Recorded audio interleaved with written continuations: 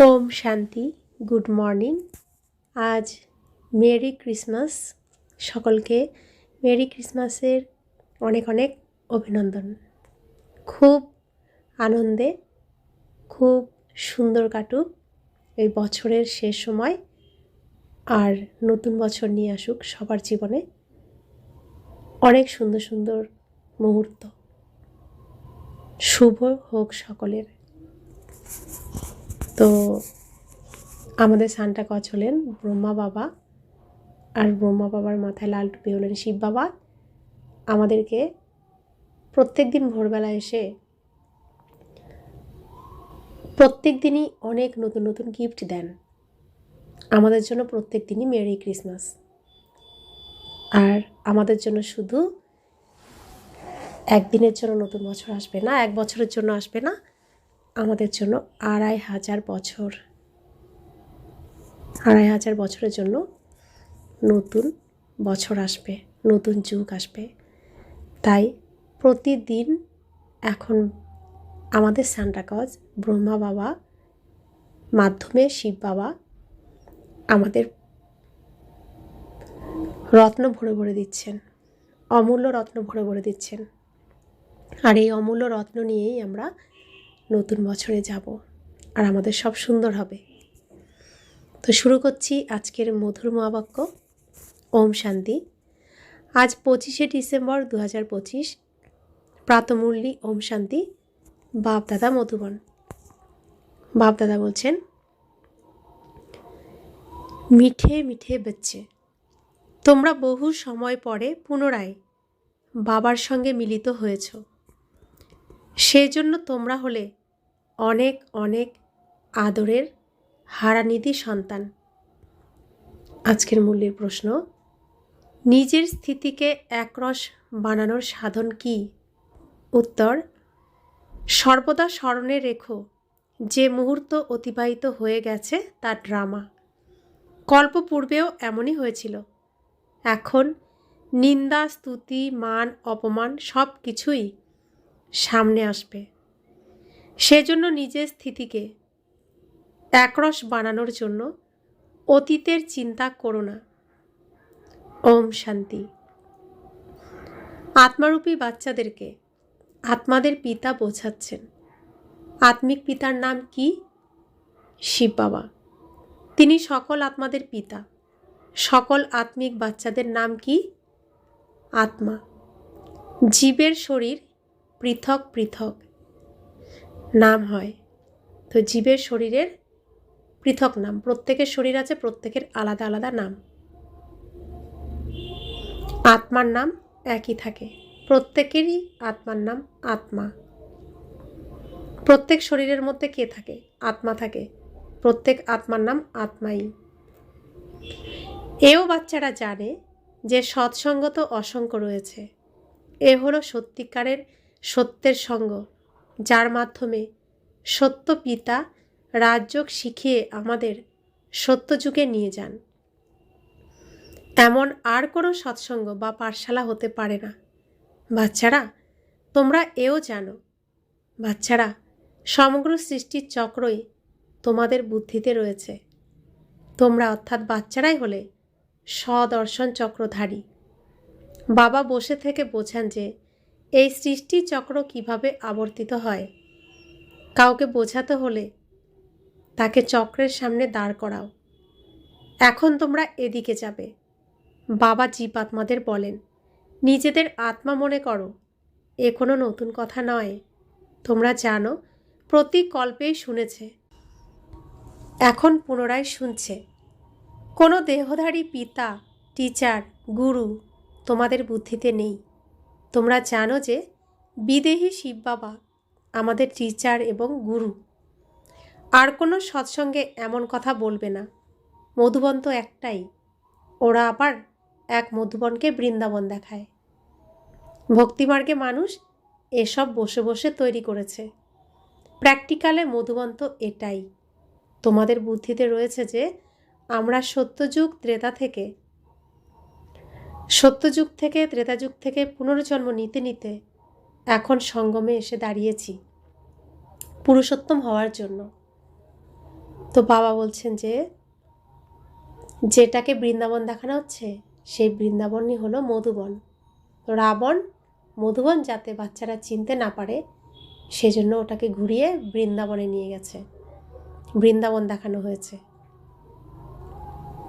তো রাবণ ভক্তিমার্গে এসব তৈরি করিয়েছে ভক্তদের দ্বারা। তো বাবা বলছেন সত্যযুগ ত্রেতাযুগ থেকে, অর্থাৎ কেউ সত্যযুগ থেকে কেউ ত্রেতাযুগ থেকে পুনর্জন্ম নিতে থাকবে। অর্থাৎ স্টেজে সবাই তো সত্যযুগে আসবে না। যারা ব্রহ্মাকুমারী আশ্রমে পড়াশোনা করছে, প্রজাপিতা ব্রহ্মাকুমারী ঈশ্বরীয় বিশ্ববিদ্যালয়ে যারা পড়াশোনা করছে, যারা ভালো মার্কস নিয়ে পাশ করবে তারা আসবে সত্যযুগে। অর্থাৎ ব্রহ্মার বাবা সমান রেজাল্ট যারা করবে তারা আসবে সত্যযুগে। আর যারা সেই মার্কসের থেকে কম মার্কস পাবে তারা আসবে ত্রেতাযুগে। তো সত্যযুগ থেকে আর ত্রেতাযুগ থেকে এই দেবী দেবতারা আসছে। আর যে যেখান থেকেই শুরু করেছে সেখান থেকে জন্ম নিতে নিতে, পুনর্জন্ম নিতে নিতে এখন সঙ্গমে এসে দাঁড়িয়েছে। কারা? যারা সত্যযুগে ত্রেতাযুগে ছিল তারাই এখন সঙ্গমে এসে দাঁড়িয়েছে পুরুষোত্তম হওয়ার জন্য। বাবা এসে আমাদের স্মৃতি প্রদান করেছেন। কে এবং কিভাবে 84 জন্ম নেবে তাও তোমরা জানো। মানুষ শুধু বলে দেয়, বোঝে না, কিন্তু কিছুই। বাবা ভালোভাবে বোঝান। সত্যযুগে শতপ্রধান আত্মারা ছিল, শরীরও শতপ্রধান ছিল। এ সময় তো সত্যযুগ নেই, এ হলো কলিযুগ। আমরা স্বর্ণযুগে ছিলাম। পুনরায় পরিক্রমণ করে পুনর্জন্ম নিতে নিতে আমরা আয়রন এজে এসে পৌঁছেছি। এরপর অবশ্যই আবার পরিক্রমা করতে হবে। এখন যেতে হবে নিজের ঘরে। তোমরা তো হারানিধি বাচ্চা, তাই না? হারানিধি তাদের বলা হয় যারা নিখোঁজ হয়ে যায়, পুনরায় বহুকাল পরে তাদের খুঁজে পাওয়া যায়। তোমরা 5000 বছর পর এসে মিলিত হয়েছ। বাচ্চারা, তোমরাই জানো ইনি হলেন সেই বাবা যিনি 5000 বছর পূর্বে আমাদের এই সৃষ্টি চক্রের জ্ঞান প্রদান করেছিলেন, সদর্শন চক্রধারী বানিয়েছিলেন। এখন পুনরায় বাবা এসে মিলিত হয়েছেন আমাদের জন্মসিদ্ধ অধিকার প্রদানের জন্য।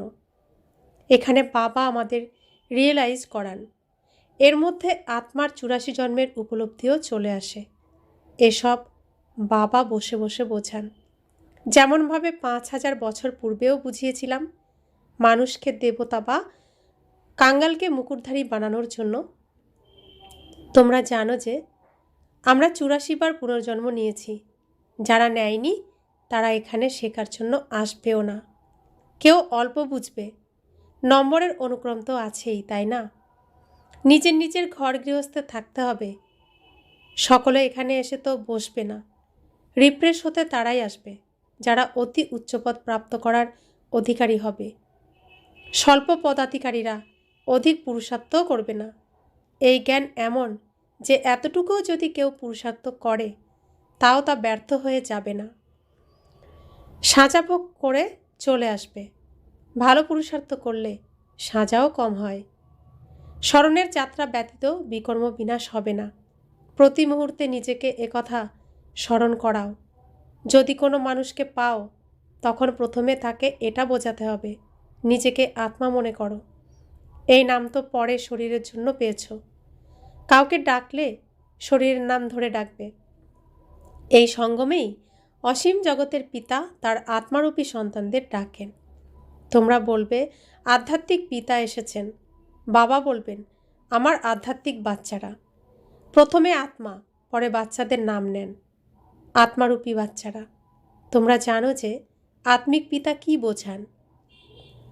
তোমাদের বুদ্ধি জানে শিব বাবা এই ভাগীরথে, ভাগ্যশালী রথ ব্রহ্মারথে বিরাজমান। আমাদের তিনিই রাজযোগ শেখাচ্ছেন। আর কোনো মানুষ নেই যার মধ্যে বাবা এসে রাজযোগ শেখাবেন। সেই পিতা আসবেনই পুরুষোত্তম সঙ্গম যুগে। আর কোনো মানুষ এভাবে বলতে পারে না, বোঝাতে পারে না। এও তোমরা জানো যে এ শিক্ষা এই বাবার, এই ব্রহ্মা বাবার নয়। ইনি তো জানতেনই না যে কলিযুগ সমাপ্ত হয়ে সত্যযুগ আসবে। এনার এখন কোনো দেহধারী গুরু নেই, আর সব মানুষই তো বলে যে অমুকে আমাদের গুরু, অমুকে মহাজ্যোতিতে বিলীন হয়ে গেছে। সকলের দেহধারী গুরু রয়েছে, ধর্মস্থাপকও দেহধারী। এই ধর্ম কে স্থাপন করেছে? পরমপিতা পরমাত্মা ত্রিমূর্তি শিব বাবা ব্রহ্মার দ্বারা স্থাপন করেছেন। তো সনাতন ধর্ম কে স্থাপন করেছেন? প্রত্যেকটি ধর্মই পরমপিতা পরমাত্মা শিব বাবা স্থাপন করেন। সনাতন ধর্ম অনেক বড় ধর্ম, গুরুত্বপূর্ণ ধর্ম, যা এই সৃষ্টিতে রাবণ সম্পূর্ণ বিলুপ্ত করার চেষ্টা করে। শিব বাবা এসে সেই ধর্ম নিজে এসে স্থাপন করেন একটু বেশি সময় ধরে। বাকি সব ধর্মই ধর্ম স্থাপকদের শরীরে প্রবেশ করে তাদের মাধ্যমে ধর্ম স্থাপন করেন পরমপিতা পরমাত্মা শিব বাবা। তো বাবা মুরলির মাধ্যমে বুঝিয়েও দেন। তো বাবা বলছেন যে এই ধর্ম পরমপিতা পরমাত্মা ত্রিমূর্তি শিব বাবা ব্রহ্মার দ্বারা স্থাপন করেছেন। এনার শরীরের নাম ব্রহ্মা। খ্রিস্টানরা বলবে ক্রাইস্ট এই ধর্ম স্থাপন করেছে। সে তো দেহধারী, চিত্রও রয়েছে। এই ধর্ম স্থাপকদের চিত্র কি দেখাবে? শিবেরই দেখাবে। শিবের চিত্র কেউ বড় কেউ ছোট বানায়, হন তো তিনি বিন্দুই। তাঁর নাম রূপও রয়েছে, কিন্তু অব্যক্ত। এই নয়নের দ্বারাই দেখতে পারবে না, এই যে শরীরের চোখ দ্বারা দেখা যাবে না। তাই বাবা বলছেন না, স্থূল চক্ষু দ্বারা, চর্মচক্ষু দ্বারা আমাকে দেখা সম্ভব নয়। তো বাবা বলছেন, বাচ্চারা, শিব বাবা তোমাদের রাজ্যভাগ্য দিয়ে গেছেন, তবেই তো স্মরণ করো, তাই না? শিব বাবা বলেন, মন মনা ভব।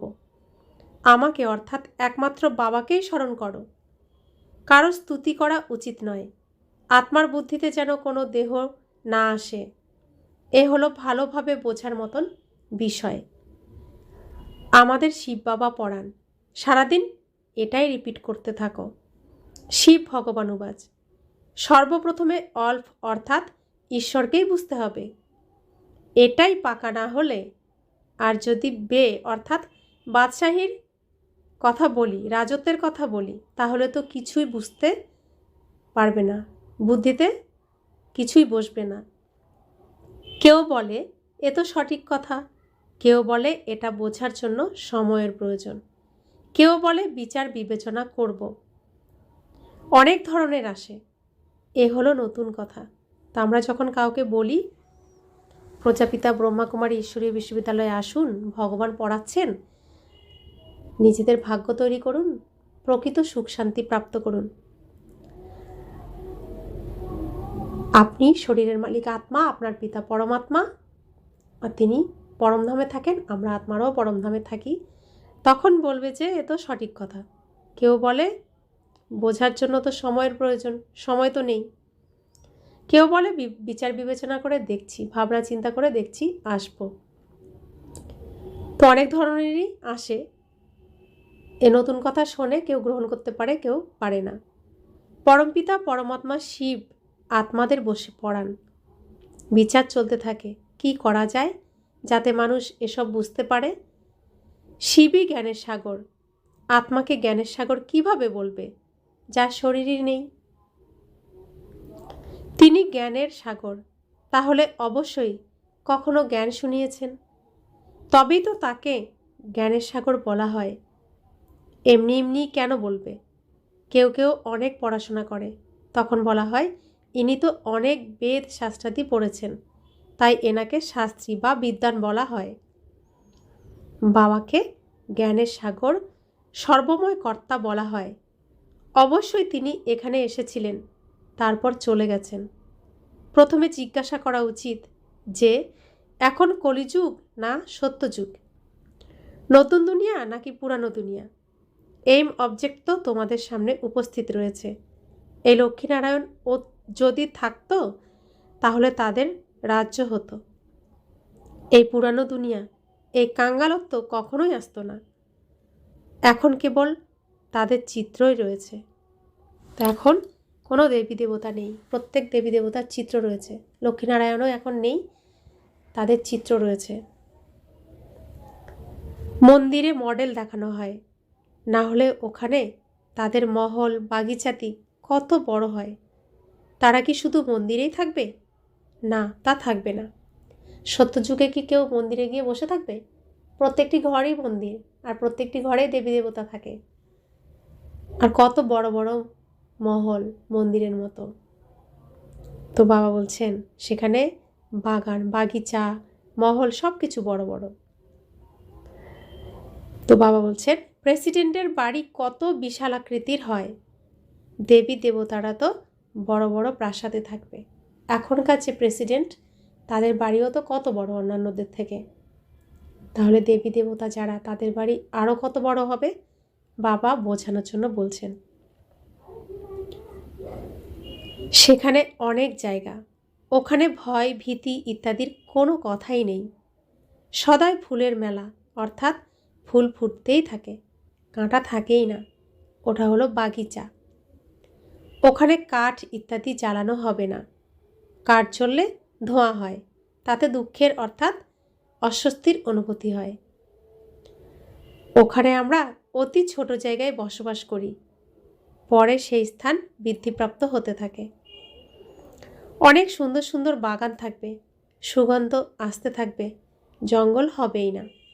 তো বাবা বোঝাচ্ছেন যে এখন তোমাদের নিন্দাস্তুতি হবে, অপমান হবে, একটু সহ্য করো। তো তোমাদের তো আমি চিকিৎসা করছি, আর একটু সহ্য করো। আর একটু সহ্য করলে কোথায় যাবে দেখো।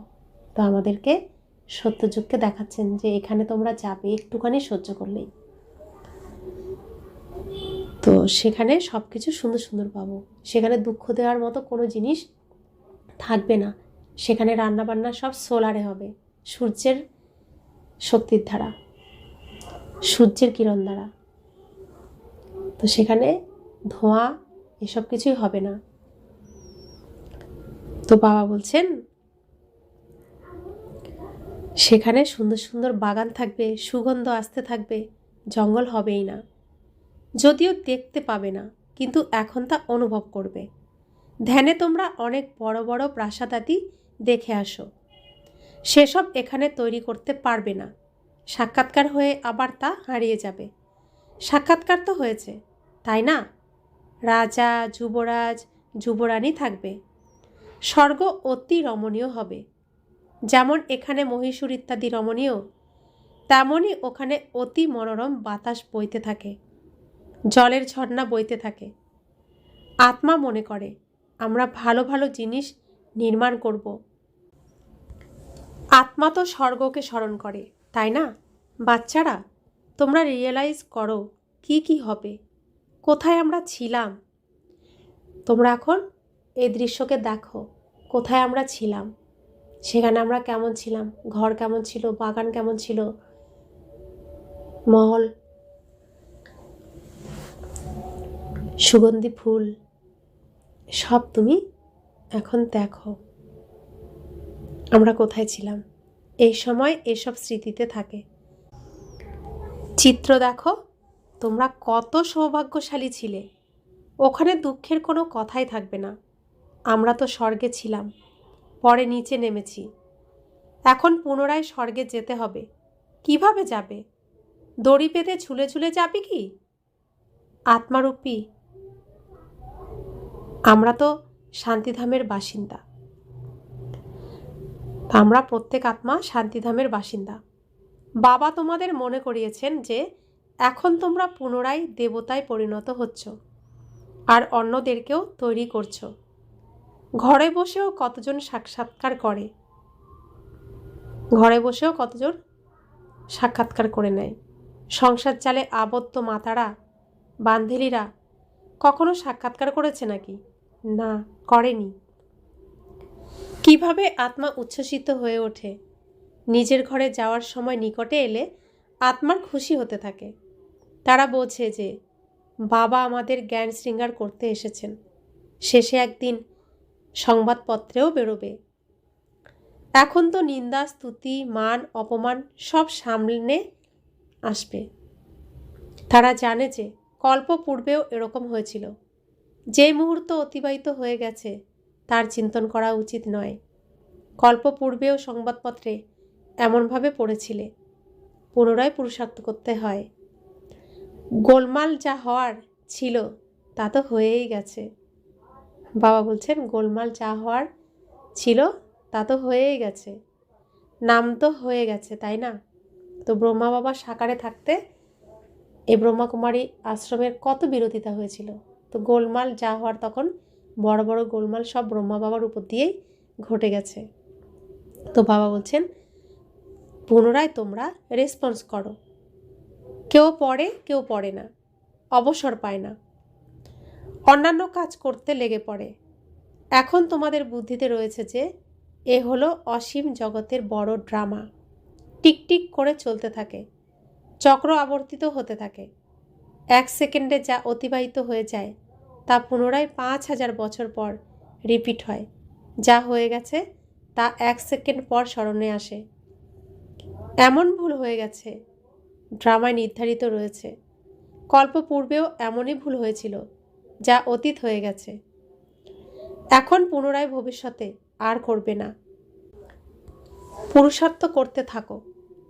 তোমাদের বোঝানো হয় যে প্রতি মুহূর্তে এমন ভুল হওয়া ঠিক নয়। এই কাজ ভালো নয়। হৃদয় দংশিত হয়। আমাদের দ্বারা এমন কার্য সংগঠিত হয়েছে। বাবা বোঝান এমন করো না, কেউ দুঃখ পাবে। বারণ করা হয়। বাবা বলে দেন এমন কাজ করো না। না বলে কোনো জিনিস তুলে নিলে তাকে চুরি বলা হয়। এমন কাজ করো না। কড়া কথা বলো না। আজকাল দুনিয়া দেখো কেমন হয়ে গেছে। কেউ চাকরের উপর রাগ করলে সেও তখন শত্রুতা করতে থাকে। ওখানে তো বাঘে গরুতে পরস্পর ক্ষীরখণ্ড হয়ে থাকে, মিলেমিশে থাকে। অনৈক্য লুন পানি আর ঐক্য ক্ষীরখণ্ড। তো কলিযুগে সবাই অনৈক্যভাবে থাকে, লুন পানি হয়ে থাকে। আর ঐক্য হলো সত্যযুগে, সেখানে সবাই ক্ষীরখণ্ড হয়ে থাকে। সত্যযুগে সকল মনুষ্য আত্মারা পরস্পর ক্ষীরখণ্ড হয়ে থাকে। আর এই রাবণ রাজ্যে সকল মানুষ পরস্পর বিরোধী হয়। বাবা আর তার সন্তানের মধ্যেও বিরোধিতা রয়েছে। বাবা বোঝাচ্ছেন যে বাবা আর সন্তানের মধ্যেও বিরোধ রয়েছে। কাম মহাশত্রু, তাই না? কামকুঠারের আঘাতে একে অপরকে দুঃখ দেয়। সমগ্র এই দুনিয়াই বিরোধপূর্ণ। সত্যযুগীয় দুনিয়া হলো ক্ষীরখণ্ড। এই সমস্ত কথা দুনিয়া কি জানে? মানুষ তো স্বর্গকে লক্ষ লক্ষ বছর বলে দেয়, তাই কোনো কথা বুদ্ধিতে থাকতে পারে না। যারা দেবতা ছিল কেবল তাদেরই স্মৃতিতে আসে। তোমরা জানো যে এই দেবতারা সত্যযুগে ছিল। যারা 84 জন্ম নিয়েছিল পুনরায় তারাই এসে পড়বে এবং কাঁটা থেকে ফুল হবে। এ হলো বাবার একমাত্র ইউনিভার্সিটি। এর শাখা প্রশাখা বের হতে থাকে। ক্ষুধা যখন আসবে তখন তার সহযোগী হব, যাদের দ্বারা স্বয়ং ক্ষুধা রাজত্ব স্থাপন করবেন। তোমরা জানো যে আমরা হলাম ক্ষুধার ঈশ্বরের সহযোগী। ওরা শারীরিক সহযোগিতা করে, এ হলো আত্মিক। তো দুনিয়ায় শারীরিক সহযোগিতা আর এখানে হলো আত্মিক সহযোগিতা। বাবা আমাদের অর্থাৎ আত্মাদেরকে আত্মিক সেবা শেখাচ্ছেন, কারণ আত্মাই তমপ্রধান হয়ে গেছে। পুনরায় বাবা শতপ্রধান বানাচ্ছেন। বাবা বলেন মা মেকম স্মরণ করো, তবেই বিকর্ম বিনাশ হবে। এ হলো যোগ অগ্নি। ভারতের প্রাচীন রাজযোগের গায়ন রয়েছে, তাই না? আর্টিফিশিয়াল যোগ তো অনেক আছে। সেজন্য বাবা বলেন স্মরণের যাত্রা বলা সঠিক। বাবাকে স্মরণ করতে করতে তোমরা শিবপুরীতে চলে যাবে। এটা হলো শিবপুরী, ওটা হলো বিষ্ণুপুরী, আর এ হলো রাবণপুরী। বিষ্ণুপুরীর পর আসে রাবণপুরী, সূর্যবংশীয়র পর চন্দ্রবংশীয়। এ হলো সাধারণ কথা। অর্ধেক কল্প সত্যযুগ ত্রেতা, অর্ধেক কল্প দ্বাপর কলিযুগ। এখন তোমরা সঙ্গমে রয়েছ। এও কেবলমাত্র তোমরাই জানো। যে ভালোভাবে ধারণ করে সে অন্যকেও বোঝায়। আমরা পুরুষোত্তম সঙ্গম যুগে রয়েছি, এও যদি কারোর বুদ্ধিতে থাকে তাহলেও সমগ্র ড্রামা বুদ্ধিতে চলে আসবে।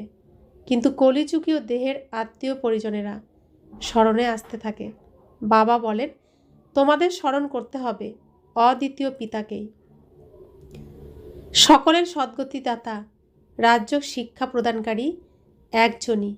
সেজন্য বাবা বোঝান যে শিব বাবারই জয়ন্তী, শিব বাবারই জন্মদিন পালিত হয়, যিনি সমগ্র দুনিয়াকে পরিবর্তন করেন।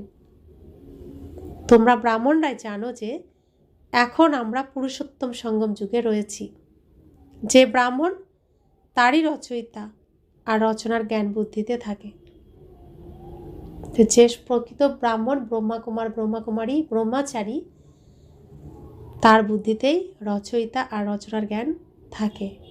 अच्छा, मीठे मीठे सिखिलाते बच्चों प्रति माता पिता बाप दादा का याद प्यार और गुड मॉर्निंग। रूहानी बाप की रूहानी बच्चों को नमस्ते।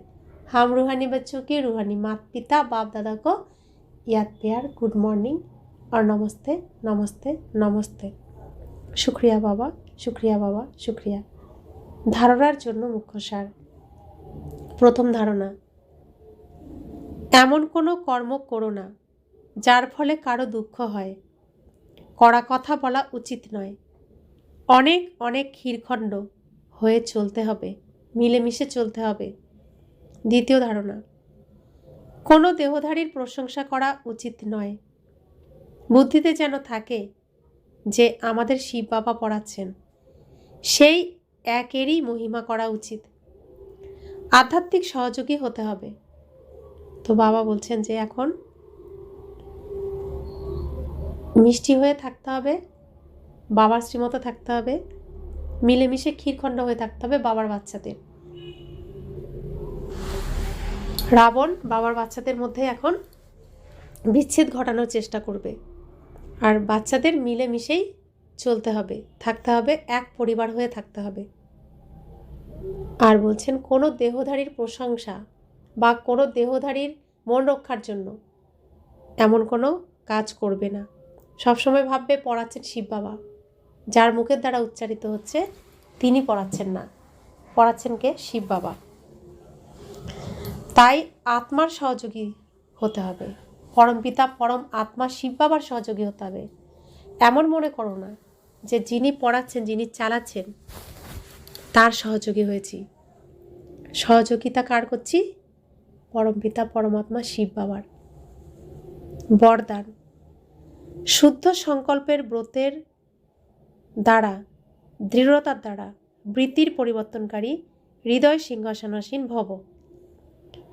বাপদাদার হৃদয় সিংহাসন এতটাই পিওর যে সিংহাসনের উপর সদা পিওর আত্মারাই বসতে পারে। যাদের সংকল্প মাত্রেও অপবিত্রতা বা অমর্যাদা এসে যায়, তারা সিংহাসনে বসার পরিবর্তে অবনতি কলায় নিচে নেমে যায়। এই জন্যে প্রথমে শুদ্ধ সংকল্পের ব্রত দ্বারা নিজের বৃত্তির পরিবর্তন করো। বৃত্তি পরিবর্তনের দ্বারা ভবিষ্যৎ জীবনরূপী সৃষ্টি পরিবর্তন হয়ে যাবে। শুদ্ধ সংকল্প বা দৃঢ় সংকল্পের ব্রতর প্রত্যক্ষ ফল হলই সদাকালের জন্য বাপদাদার হৃদয় সিংহাসন। তো বাবা হৃদয় সিংহাসনে বসানোর জন্য বাচ্চাদেরকে বলেন, আমার হৃদয় সিংহাসনে বসো, বসতে গেলে তোমাকে এমন হতে হবে। মনের মধ্যে কোনো কারোর প্রতি অমর্যাদামূলক আচরণ, অমর্যাদামূলক কথাবার্তা যেন না থাকে, সবাইকে যেন সম্মান দিতে পারি। তো যে অন্যকে সম্মান দিতে পারে, মর্যাদা দিতে পারে, সেই মর্যাদা পায় বাবার হৃদয়ে। স্লোগান, যেখানে সর্বশক্তিগুলি সাথে থাকে সেখানে নির্বিঘ্ন সফলতা আছেই। যেখানে সর্বশক্তিগুলি সাথে থাকবে সেখানে নির্বিঘ্ন সফলতা থাকবেই। অব্যক্ত ইশারা, এখন সম্পন্ন বা কর্মাতীত হওয়ার ধুল লাগাও। অন্তবাহক স্থিতি অর্থাৎ কর্মবন্ধন মুক্ত কর্মাতীত স্থিতির বাহন অর্থাৎ অন্তিম বাহন, যার দ্বারা সেকেন্ডে বাবার সাথে উড়ে যেতে পারবে। এর জন্য সকল পার্থিব জগৎ থেকে ঊর্ধ্বে অসীম স্বরূপে অসীম জগতের সেবাধারী, সকল পার্থিব জিনিসের উপর বিজয় প্রাপ্তকারী বিজয়ী রত্ন হও, তবেই অন্তিম কর্মাতীত স্বরূপের অনুভবী স্বরূপ হতে পারবে।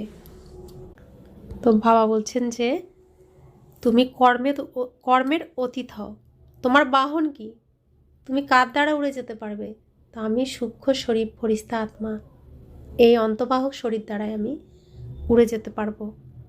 তাই পার্থিব জগতের কোনো জিনিসের প্রতি আমাদের আকর্ষণ যেন না থাকে। তো নিজেও আকর্ষণ মুক্ত হব এবং অন্যকেও করব। ওম শান্তি।